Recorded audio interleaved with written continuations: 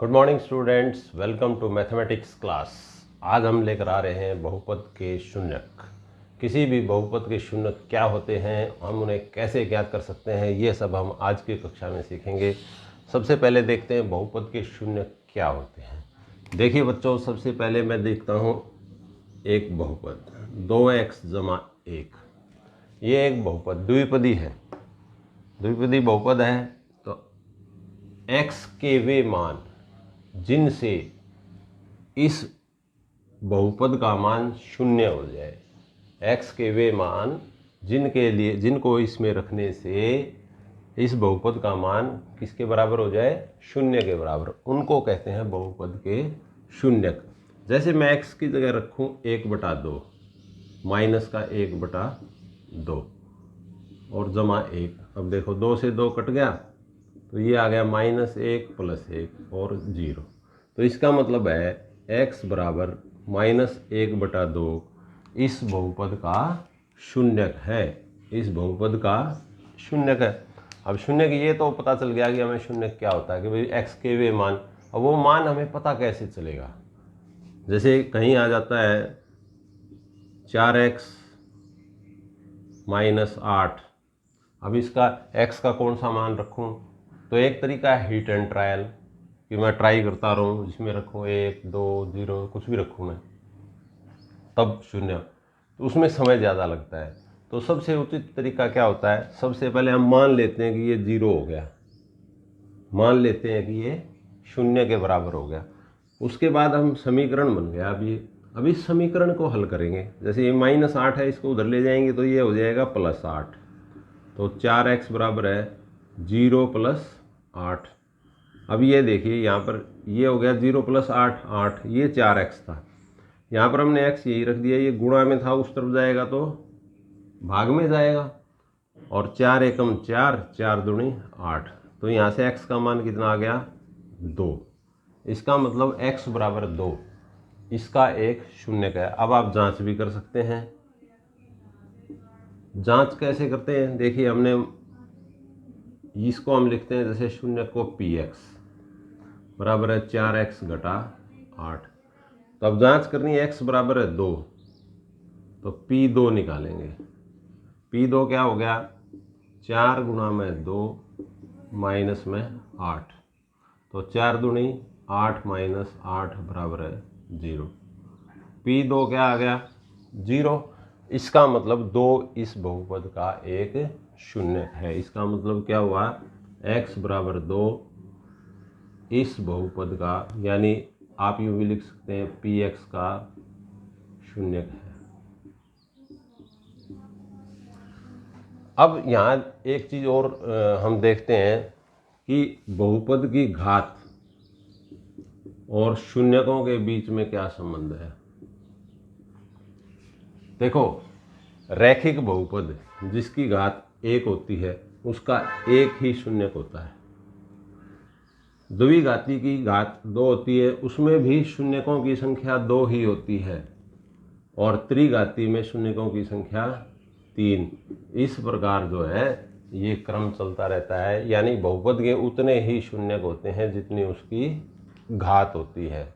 ध्यान रखना बच्चों, बहुपद के उतने ही शून्यक होते हैं जितनी उसकी घात होती है। आइए अब चलते हैं एक्सरसाइज 2.2 की तरफ, जिसमें पहला सवाल है 5x - 4x² जमा 3 का मान ज्ञात कीजिए यदि x बराबर 0 हो, x बराबर -1 हो और तीसरे भाग में x बराबर 2 हो। तो सबसे पहले लिख लेते हैं जिसका मान हमें ज्ञात करना है, उस बहुपद को लिखते हैं 5x - 4x² जमा 3। अब x का मान 0 रखने पर, x बराबर 0 रखने पर क्या प्राप्त होगा हमें, इसको px लिख लेते हैं हम। तो ये हमारा हो गया p, x की जगह 0 रखा है तो p0 कितना हो गया, 5 × 0 -4 × 0 का वर्ग और +3। 5 × 0 0, 4 × 0 का वर्ग भी 0 ही होता है, गुणा में 4 0 और +3। तो p0 यहाँ हमारे पास आ गया 3। p0 क्या आ गया हमारे पास, 3। इसी प्रकार हम x बराबर -1 रखेंगे तो यहाँ पर हमारे पास है पी एक्स बराबर है 5x minus 4x square plus 3, x बराबर -1 रखने पर। देखिए बच्चों, जब हम x बराबर -1 रखेंगे इसमें तो ये हो जाएगा 5 गुणा -1 -4 गुणा -1 का वर्ग प्लस 3। 5 गुणा में 1, 5 एकम 5 और प्लस माइनस -1 का वर्ग प्लस का 1 और -4 एकम 4 और प्लस 3। ये दोनों माइनस के हैं, दोनों जुड़ जाएंगे, -5 और -4 -9 और प्लस 3। अब ये प्लस का ये माइनस का, प्लस माइनस के हैं तो माइनस होंगे, 9 में से 3 गया तो 6।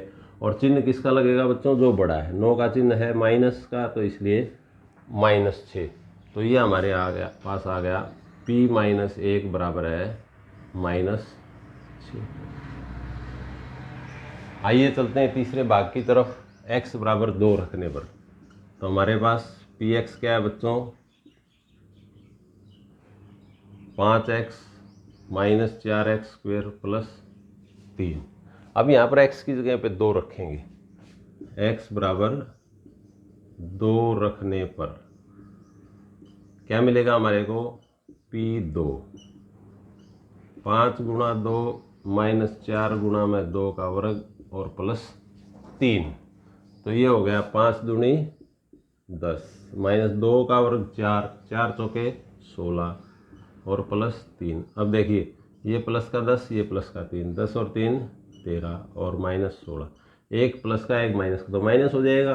16 में से 13 गए 3। अब साइन बढ़ेगा, बढ़ेगा निशान क्या है? माइनस। तो P2 कितना आ गया? -3। तो ये हमारा आंसर होगा।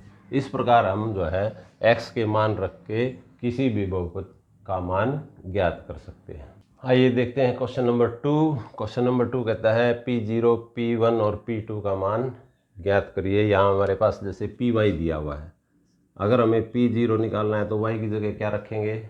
0। तो ये हो गया 0 का वर्ग -0 प्लस 1, 0 का वर्ग 0, 0 और प्लस 1 मिलाया तो कितना आ गया? 1। उसके बाद हमें निकालना है P1। P1 है तो y की जगह क्या रखेंगे? 1। तो ये हो जाएगा 1 का वर्ग घटा 1 जमा 1, 1 का वर्ग 1 घटा 1 जमा 1, 1 और 1 2, 2 में से 1 गया 1, तो ये भी 1 ही आंसर आ गया। उसके बाद हमें निकालना है P2। P2 निकालना है तो 2 का वर्ग -2 प्लस 1, 2 का वर्ग 4 -2 प्लस 1, 4 और 1 5, 5 में से 2 गए तो 3। तो ये आ गया हमारे पास इसका। दूसरा देखिए, Pt का मान दे रखा है हमें 2 जमा t जमा 2t square minus T cube. यहाँ पर P0 तो t की जगह क्या रखना है? 0। तो ये हो गया 2 जमा 0 जमा 2 गुणा 0 का वर्ग घटा 0 का घन। तो 0 ये सारे क्या हो जाएंगे? 0, 0 जमा 2 कितना हो गया? 2। तो P0 कितना आ गया? 2। उसके बाद हम निकालते हैं P1। तो t की जगह 1 रखेंगे, 2 जमा 1 जमा 2 गुणा 1 का वर्ग घटा 1 का घन। ये हमारे पास आ जाएगा 2 जमा 1 3, 1 का वर्ग 1, 1 दूनी 2 और घटा 1 का घन। 3 जमा 2 5, 5 में से 1 गया 4, ये 4 आ गया हमारे पास। P2 का मतलब t की जगह क्या रखेंगे? 2 रखेंगे, 2 रखेंगे। तो ये आ गया हमारे पास 2 जमा 2 जमा 2 गुणा में 2 का वर्ग घटा 2 का घन। अगर हम इसे हल करते हैं तो 2 जमा 2 4, 2 का वर्ग 4, 4 दूनी 8, तो प्लस का 8, -2 का घन 8, 8 में से 8 गए 0, तो ये बच गया हमारे पास 4। ये है x का घन। तो x की जगह 0 रखें तो किसका घन हो जाएगा? 0 का घन। 0 का घन कितना होता है? 0। उसके बाद देखिए P1। P1 मतलब 1 का घन, 1 का घन 1, और P2 मतलब 2 का घन, 2 का घन मतलब 2 दूनी 4 दूनी 8। सही समझे? तो ये हमारे हो गए। क्लियर है बच्चों, समझ में आ रहा है। सिर्फ हमें x की जगह मान रख के और जैसा चिन्ह है उसी हिसाब से गणना करनी है। यहाँ देखिए P0, तो x की जगह 0 माइनस 1 गुणा 0 प्लस 1, तो ये हो गया -1 गुणा में +1, 1 एकम 1 प्लस माइनस माइनस। P1, तो ये हो गया 1 घटा 1 गुणा 1 जमा 1, 1 घटा 1 0 और गुणा में 1 जमा 1 2, 2 0 0। और P2, तो x की जगह 2 रख देंगे, 2 घटा 1 2 जमा 1, तो ये हो गया 2 घटा 1 1, 2 जमा 1 3 और 3 एकम 3। तो ये हमारे हो गए तीनों मान। चलते हैं अगले क्वेश्चन की तरफ, जहाँ हमें जांच करनी है कि दिए हुए x के मान दिए हुए बहुपद के शून्यक हैं या नहीं। देखिए जांच में मैंने बताया था जो x का मान दे रखा है हम उसे बहुपद में रख देंगे। Px, x की जगह जैसे ही हम -1/3 रखेंगे तो ये हो जाएगा 3 गुणा में -1/3 जमा 1, 3 से 3 कट गया और ये आ गया -1 प्लस 1 और 0, 0 के बाद मान आ गया, तो इसका मतलब है x बराबर -1/3 Px का शून्यक है। क्या लिख सकते हैं हम यहाँ, Px का शून्यक है। इसी प्रकार दूसरे भाग में देखते हैं 5x घटा पाई, x बराबर है 4/5, तो P 4/5 कितना हो गया, 5 गुणा में 4/5 माइनस पाई, तो 5 से 5 कट गया, ये हो गया 4 माइनस पाई, नहीं है 0 के बराबर, ये 0 के बराबर नहीं है। अतः है x बराबर 4/5 Px का शून्यक नहीं है, ये ऐसा हम लिखेंगे यहाँ। उसके बाद देखिए Px बराबर है x का वर्ग घटा 1, पहले P1 निकालते हैं, x बराबर 1, 2 बार निकालना है हमें इसको। P1 कितना हो गया, 1 का वर्ग घटा 1 और ये हो गया 1 घटा 1 बराबर है 0। और P-1 निकालते हैं तो x की जगह -1 का वर्ग घटा 1, -1 का वर्ग भी 1 ही होता है और -1, तो ये भी कितना आ गया 0। अतः हम लिख सकते हैं x बराबर 1 और -1 Px के शून्यक हैं, ऐसा हमें जांच से पता चला। इसके बाद देखिए Px बराबर है x जमा 2 x घटा 2, यहाँ पर भी 2 मान है, x बराबर है -1, पहला रखते हैं, तो ये हो गया -1 प्लस 1 गुणा में x माइनस 2, -1 प्लस 1 0 और 0 गुणा में x घटा 2, 0 में किसी भी गुणा करेंगे तो क्या आता है बच्चों 0, इसलिए ये आ जाएगा 0। P2 क्या आ जाएगा बच्चों, 2 जमा 1 गुणा में 2 घटा 2, तो 2 जमा हो गया 3, 2 घटा 2 हो गया 0, 0 की 3 से गुणा करी तो क्या आया 0, दोनों में मान 0 है, इसका मतलब -1 भी शून्यक है और 2 भी इसका शून्यक है। अतः है क्या लिखेंगे, x बराबर -1,2 Px के शून्यक हैं, इस प्रकार से हम आंसर को लिखेंगे। x बराबर है 0, तो P0 यहाँ क्या आ गया 0 का वर्ग, और 0 का वर्ग क्या होता है 0, तो इसलिए लिख सकते हैं अतः x बराबर 0 Px का शून्यक है।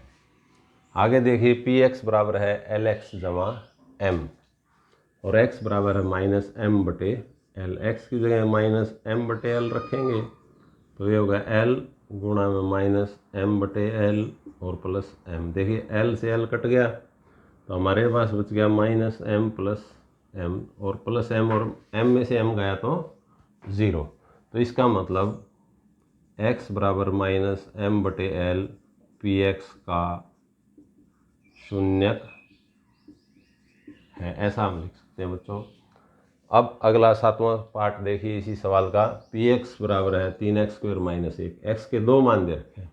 चलिए पहला देखते हैं क्या है, x बराबर है -1/3, तो ये हो गया हमारे पास 3 गुणा में -1/3 का वर्ग घटा 1, तो ये हो गया 3 माइनस 1 का वर्ग 1, वर्गमूल 3 का वर्ग 3 और माइनस 1, 3 से 3 कट गया बच्चों, हमारे पास बच गया 1 घटा 1, क्या बच गया, और 1 घटा 1 क्या होता है, 0। अब दूसरा देखते हैं, 2 बटे वर्गमूल 3, 2 बटे वर्गमूल 3 रखेंगे तो 3 गुणा में 2 बटे वर्गमूल 3 का वर्ग माइनस 1, तो ये आ गया 3, 2 का वर्ग कितना होता है बच्चों, 4, और वर्गमूल 3 का वर्ग होता है 3 और घटा 1, 3 एकम 3 कट गया, अब बच गया हमारे पास 4 और घटा 1, 4 में से 1 गया 3। अब ये 0 के बराबर आया, नॉट इक्वल टू 0, 0 के बराबर नहीं है, इसलिए यहाँ पर जो केवल एक ही मान जो है, इसका मतलब क्या हो गया, x बराबर -1/3 पी एक्स का शून्यक है, यह हम लिखेंगे इस प्रकार। इसका 8वां भाग आप बच्चों खुद कीजिए प्रैक्टिस में। आइए देखते हैं चौथा सवाल, हमें क्या करना है, निम्न बहुपदों के शून्यक ज्ञात कीजिए। हमें दिए हुए बहुपद हैं, इनके शून्यक ज्ञात करने हैं। तो शून्यक ज्ञात करने के लिए मैंने बताया था बच्चों, सबसे पहले जो दिया हुआ बहुपद है उसी को शून्य मान लेते हैं। तो हम अगर x जमा 5 को 0 मान लेंगे, x जमा 5 बराबर है 0, तो एक समीकरण बनेगा, 5 को उधर ले जाएंगे तो यहाँ पर ये दिस इम्प्लाइज अर्थात का निशान जरूर लगाइए, x बराबर है -5। अब x बराबर -5 जो है, इसका मतलब इसका एक शून्यक है, अतः लिख देंगे x बराबर -5 पी एक्स का शून्यक है। तो इस प्रकार हम ज्ञात कर सकते हैं। इसमें भी जैसे हमने मान लिया है x -5 बराबर है 0, x -5 बराबर 0 है, तो x किसके बराबर आ जाएगा, उधर जाएगा तो 0 + 5, तो 0 + 5 मतलब x बराबर है 5। आप जांच भी कर सकते हैं, 5 - 5 0, देखिए 0 बनता है, तो यहाँ पर भी लिखेंगे, अतः x बराबर है 5 पी एक्स का शून्यक है। उसके बाद देखिए बच्चों, पी एक्स बराबर है 2x जमा 5, तो 2x जमा 5 इसको 0 के बराबर कर लो। सबसे पहले 5 उधर जाएगा, जब 5 उधर जाएगा तो ये माइनस का हो जाएगा, तो ये हमारे पास हो जाएगा 2x बराबर है -5।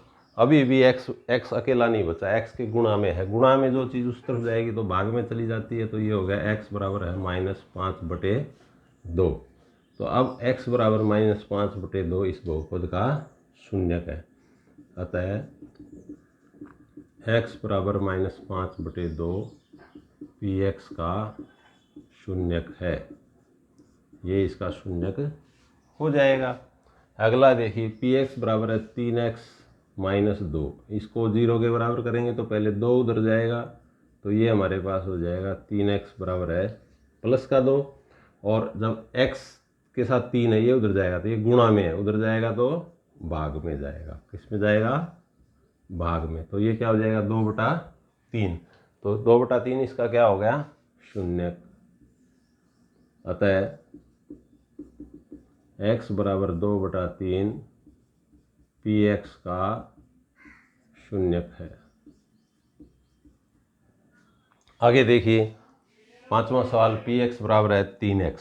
अब 3x को तुम 0 करोगे तो यहाँ से x बराबर है 0/3, अब 0/3 तो 0 ही होता है, 0 ही होता है, तो ये हो गया x बराबर है 0, तो x बराबर 0 क्या हो गया, अतः x बराबर 0 पी एक्स का शून्यक है। अगला देखिए, पी एक्स बराबर है ए एक्स।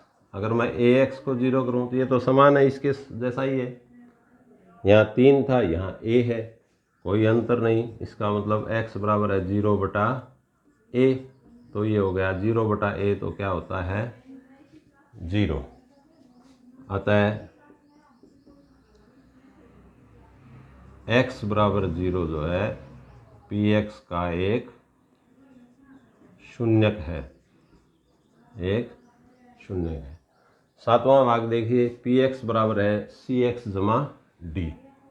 तो सी एक्स जमा डी जब हम 0 कर देते हैं, डी को उधर ले जाएंगे पहले, तो ये माइनस डी हो जाएगा। तो ये हो जाएगा सी एक्स बराबर है माइनस डी। अब सी रह गया यहाँ एक्स के साथ, इसको उस तरफ ले जाएंगे, उस तरफ अभी ये गुणा में है तो भाग में जाएगा। किस में जाएगा? भाग में। भाग में जाएगा तो ये हो गया एक्स बराबर है माइनस डी बटे सी। ये एक्स का मान आ गया। अगर हम ये एक्स का मान यहाँ रखते हैं तो ये शून्य हो जाएगा। अतः माइनस डी बटे सी पी एक्स का शून्यक है। क्या लिखेंगे? पी एक्स का शून्यक है।